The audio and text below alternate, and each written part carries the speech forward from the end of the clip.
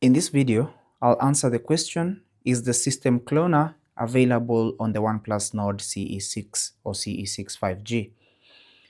So before we can answer that, the system cloner is basically an app that allows you to have two separate sections of the phone where you can install apps and give access to whatever you want and whatever you don't want accessed in one side of the screen. So it's like having two phones on the same hardware, and it allows you to access your apps privately while others can also access other apps privately.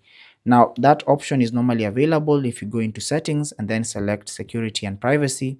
It's normally available. If you scroll all the way down, you should see system cloner available here under special features. But even now, and in this phone, it's not available, because even if you try and search for system cloner, as you can see, it's not available on this phone. But that answers your question. The system cloner is not available on the OnePlus Nord CE6 or CE6 5G. Thanks for watching. Questions and comments down below. Like and subscribe. Take care and God bless.